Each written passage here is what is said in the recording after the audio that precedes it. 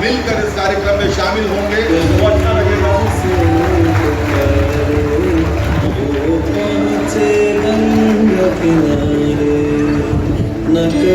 गंगा के तट पर आयोजित ये कार्यक्रम उत्तर प्रदेश के इतिहास में, वाराणसी के इतिहास में मित्रों एक मील का पत्थर साबित होने वाला है। जल मार्ग को लेकर माननीय प्रधानमंत्री महोदय ने जो सपना देखा है उसका दिया। लोकप्रिय नेता जो आपके अपने क्षेत्र में जिन्होंने विकास की नौ जला रखी है वो सब आज इस कार्यक्रम में यहाँ पर उपस्थित है। केंद्रीय मंत्री महोदय उपस्थित हैं।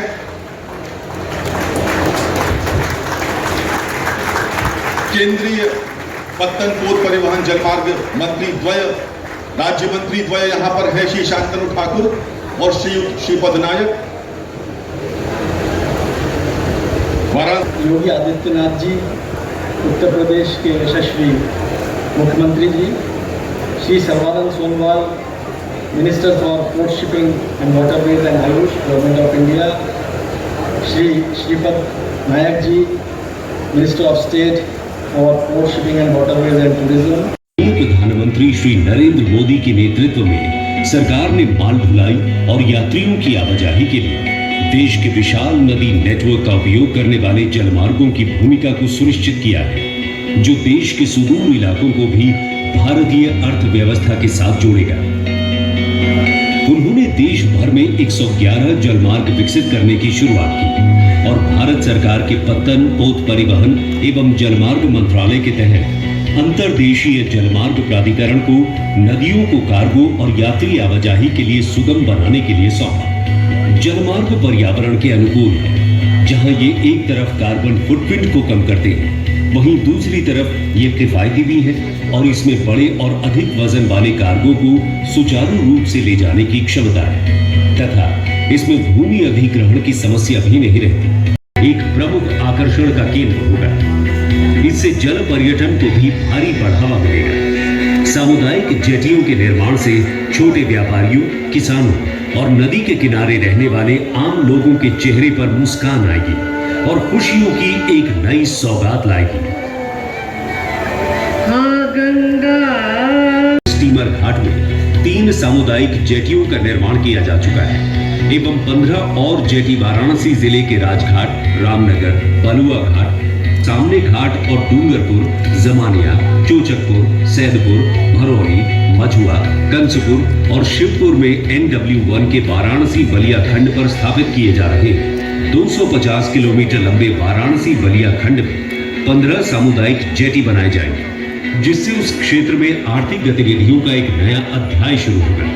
इन जेटियों में कृषि उत्पाद, फूल, मछली, अनाज और ऐसे अन्य स्थानीय सामान को निकट के बाजारों में पहुंचाने में आसानी होगी। सामुदायिक जेटी विशेष रूप से वाराणसी जैसे स्थानों में स्थानीय पर्यटन के अवसरों को विकसित करने में मदद करेगी, जहां साल भर देशी विदेशी पर्यटकों की आवाजाही होती है। इन इलाकों में इको टूरिज्म, जिस पर एल्यूमिनियम की चादर से डेकिंग की जाती है, इस तरह एक टी आकार का मजबूत प्लेटफॉर्म बन जाता है और उसके ऊपर टेंसाइल कैनोपी यानी कि छत बनाई जाती है, जो यात्रियों को धूप और बारिश से बचाएगी।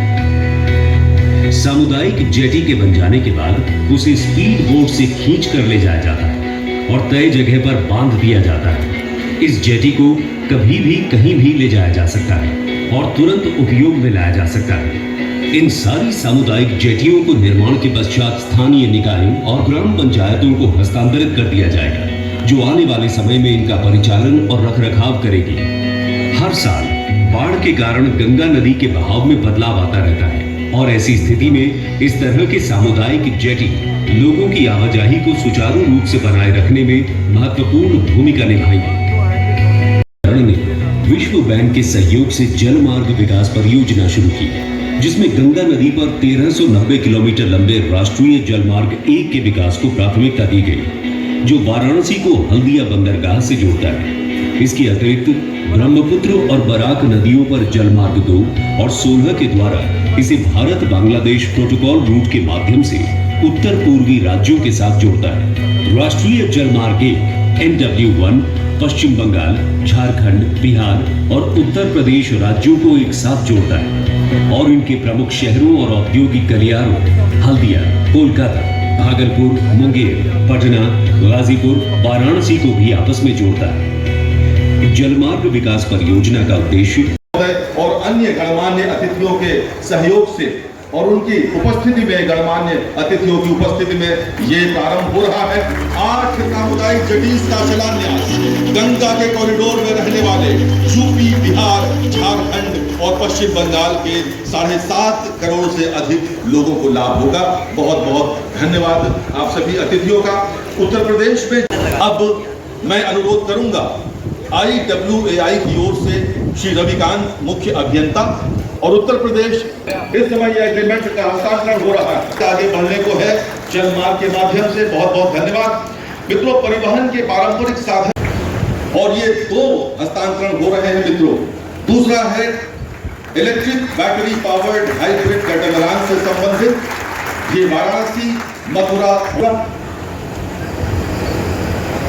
प्रधानमंत्री जी ने जो स्वप्न देखा था उसे माननीय मुख्यमंत्री महोदय के निर्देशन में उत्तर प्रदेश ने साकार करके दिखाया है और आज उत्तर प्रदेश अन्य राज्यों के लिए एक नजीर बनकर उभर रहा है। विदेश नीति का भी परिचायक है ये क्रूज, जिसे गंगा विलास कहते हैं। आपके नगर में आज इसका लोकार्पण हो रहा है मित्रों, और तालियां बेहद कमजोर है आपकी। उत्साह आपका देखना। आदरणीय प्रधानमंत्री जी की काशी को, उत्तर प्रदेश और देश को आत्मनिर्भर बनाने का जो संकल्प है वह चरितार्थ हो रहा है। और अभी 2 वर्ष पहले आदरणीय प्रधानमंत्री जी ने काशी को इनलैंड वाटरवे का एक उपहार दिया था। अब ये चारों जनपद वाराणसी, चंदौली, गाजीपुर और बलिया इन जेटीज के माध्यम से सके और इनलैंड वाटरवे की सुविधा का बेहतर लाभ ले सके, इस दृष्टि से आज इनका जो जेटीज का निर्माण हुआ है उनका लोकार्पण और जिनका शिलान्यास हुआ है वे शीघ्र बनकर के तैयार होंगे और उनका हम बेहतर उपयोग कर पाएंगे। इस दृष्टि से पर्यटन की जो ढेर सारी संभावनाओं को आगे बढ़ाया जा सकता है। आज आप देख रहे होंगे काशी विश्वनाथ धाम की स्थापना हुई। काशी विश्वनाथ धाम बनने के बाद यहाँ पर पर्यटकों की संख्या और श्रद्धालुओं की संख्या पहले की तुलना में कई गुना बढ़ी है। अकेले सावन के महीने में काशी में 1 करोड़ श्रद्धालु आए थे। और अगर आप देखेंगे कि अभी देव दीपावली के अवसर पता था कि होटल व्यवसाय अब पूरी तरह समाप्त हो गया है, उन सबकी भावनाएं गलत साबित हुई। आपने देखा होगा देव दीपावली के लिए या उससे पहले काशी विश्वनाथ धाम बनने के बाद से ही होटल सभी फुल बुक चल रहे हैं। केवल होटल व्यवसाय ही नहीं, टैक्सी से जुड़े हुए लोग, सामान्य व्यापारी, रेस्टोरेंट और अन्य पूरे मार्केट पे इसका असर पड़ा है। लोगों को बहुत अच्छी सुविधा मिली है, रोजगार मिला है और इन सभी सुविधाओं को आगे बढ़ाने में यहां मदद मिली है। और ये इनलैंड वाटरवे नंबर 1 प्रारंभ होने से जो वाराणसी का महत्व है और वाराणसी के माध्यम से जो आसपास के अन्य क्षेत्र हैं, विंध्यवासिनी धाम है, प्रयागराज है, अयोध्या है, सारनाथ है, कुशीनगर है और चंदौली का ब्लैक राइस हो, जौनपुर के वुलन कारपेट, गाजीपुर का जूट वाल हैंगिंग, मऊ के पावर लूम और टेक्सटाइल, मिर्जापुर के ब्रास प्रोडक्ट, प्रयागराज के मूंज प्रोडक्ट और फूड प्रोसेसिंग के प्रोडक्ट, ऐसे ही तमाम वाराणसी की सिल्क साड़ियां, इन सबको यहां से हमें शिप पोर्ट तक भेजने में यहां से इसके माध्यम से मदद मिली और इसके माध्यम से 3,700 करोड़ रुपए का निर्यात अकेले 21-22 के अंदर ही वाराणसी के इनलैंड वाटरवे के माध्यम से हमें प्राप्त हुआ है।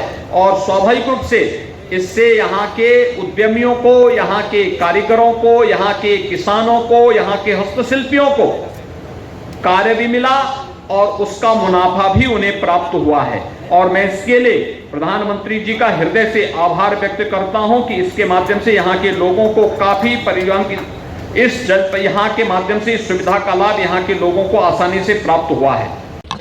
हमारी गाड़ी फंस जाएगी। इस तरीके से एक नई चीज शुरू हो रही है, जल परिवहन की दिशा में एक नया मील का पत्थर साबित हो रहा है, किस तरीके से देख रहे हैं साहब? देखिए, इससे लोगों को बहुत लाभ होगा, विशेष करके जो हमारे इधर पूर्वांचल के किसान हैं उनको, जो गंगा के किनारे जो खेती करते हैं, सब्जी की खेती करते हैं या और भी जो उपजाऊ चीज़ें हैं, जो बहुत सारे गंगा के किनारे बहुत ऑर्गेनिक खेतियाँ होती हैं जो खाद नहीं पड़ती है, वो यदि बाहर हम लोग अभी विदेशों में भी इधर की जो उपज है भेज रहे हैं, तो सस्ते में जो हम सड़क मार्ग से या रेल मार्ग से ले जाते हैं बहुत महंगा पड़ता है, तो जल मार्ग से सस्ता पड़ेगा। और परिवहन में भी जो हमारी गरीब जनता है वो इससे यात्रा करेगी तो उसको बहुत, जिसके पास समय है और तो कम पैसे में जाना चाहता है तो उससे उसको इसका बड़ा उपयोग होगा। डीजल की जो है बचत होगी, प्रदूषण का जो है रहित होगा। आज देखिए किस तरह से प्रदूषण के लेकर के सरकारें चिंतित हैं, तो उसमें भी इसका बहुत बड़ा योगदान मिलेगा।